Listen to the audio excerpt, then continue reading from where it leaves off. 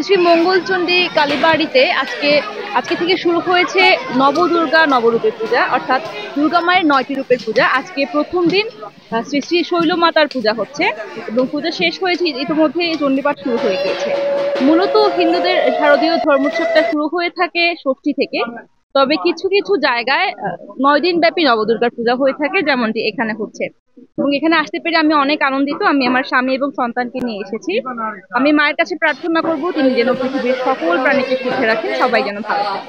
এসে দেখেছি যে এখানে নবদুর্গা মায়ের ৯টি রূপ আছে এবং মূর্তিও আছে, আর শিব মন্দিরও আছে। আমি এখানে আমি দেখেছি যে অনেক মানুষ এখানে আসছে, পুজো দিচ্ছে, মানুষও দিচ্ছে।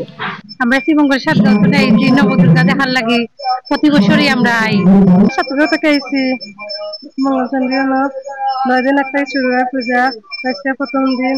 স্বভাবত বাংলাদেশের প্রত্যেক জায়গায় কিন্তু রবিবার থেকে পূজা শুরু হয়, কিন্তু এখানে মহালয়া থেকে পূজা শুরু হয়ে প্রায় ৯ দিন চলে। বাংলাদেশের ইতিহাসে আমার মনে হয় না আর কোথাও এইভাবে ৯ দিন পূজা হয়। এখানে অনেক লক্ষ লক্ষ ভক্তের সমাগম ঘটে।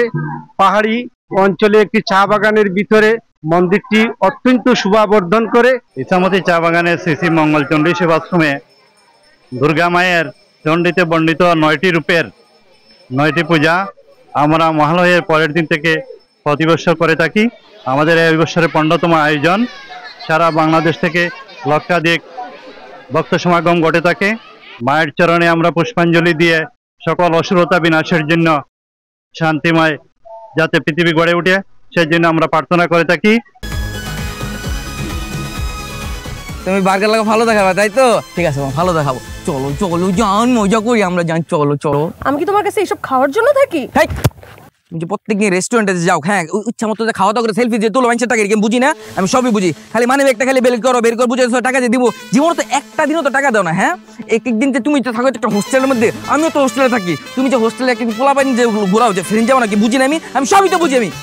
তুমি আমার কত বুঝো, তুমি কিচ্ছু বুঝো না। এই তুই হলো হোস্টেলে চলো চলো। আমি যাব না, তুমি হোটেলে চলো আমার সাথে। না আমি যাব না। এই তুই গেলে যাবি না গেলে তুই ফোন যা বের তাহলে যা।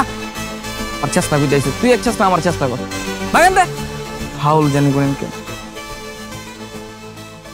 আজকালকার মাস্টারদের পড়াইতে এত যে পের আমার হুদাই টাইম দেখাইলো। একদম ঠিক বলছেন। হ্যাঁ আজকালকার দিনে হোটেল নিয়ে যে এত প্যারা, ভালোই লাগে না এত প্যারা লিখতে। তাই তো দেখলাম এতক্ষণ।